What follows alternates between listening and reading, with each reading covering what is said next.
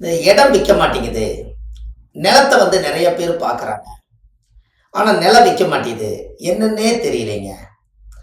நானும் என்னென்னமோ நிலத்துக்காக என்னென்னமோ பூஜையெல்லாம் பண்ணி பார்த்துட்டேன்.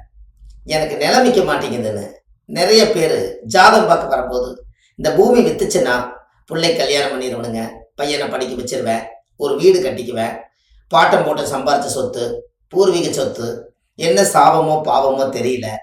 அதனால எனக்கு எப்போவாவது சீக்கிரமாக வீடு விற்று கொடுத்தா, அந்த இடம் விற்று கொடுத்தா என் வீடு நல்லா இருக்கும், என் வாழ்க்கை நல்லா இருக்குன்னு நிறைய கேட்பாங்க. அதுக்கு ஒரே பரிகாரம் தான். அதாவது உங்கள் வாழ்க்கையில் இது நீங்கள் மறக்காமல் தெரிஞ்சு வச்சுக்கங்க. இந்த இடம் விற்கணும்னா விற்கிற மண்ணவே எடுத்து தண்ணியில் குழச்சி ஒரு விநாயகரோடு செஞ்சு வெத்தலை மேலே வச்சு 7 செவ்வாய்க்கிழமை விளக்கு போடுங்க. உங்கள் வீட்டில் வச்சு அந்த இடம் வித்துரும். ஏன் அப்படின்னா, விற்கிற மண்ணவே நீங்கள் தொட்டு வணங்கினா தான் அது உங்களுடைய கடன் சூழ்நிலை மனசு அதுக்கு தகுந்த மாதிரி அது விற்று கொடுக்கும். அதுக்கு மண்ணை மதிக்கணும் அல்லவா?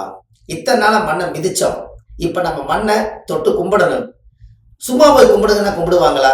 கும்பிட மாட்டாங்க.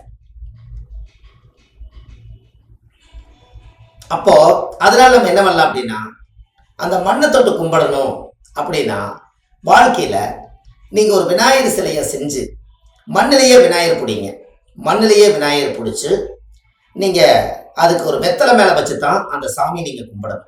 வினையை தீர்க்கக்கூடியவரும், கடனை தீர்க்கக்கூடியவரும், நம்மளுடைய குடும்பத்தில் பிரச்சனை தீர்க்கக்கூடியவரும் முதல் கணபதி விநாயகர் தான். இதில் மண் விநாயகருக்கு மட்டும்தான் ஆதி காலத்து பரிகாரம். இதை நீங்கள் செஞ்சு பாருங்கள், உங்கள் வாழ்க்கை ரொம்ப பிரமாதமாக இருக்கும். செம்மண்ணு எம்மண்ணுக்கு தோஷம் இல்லையா?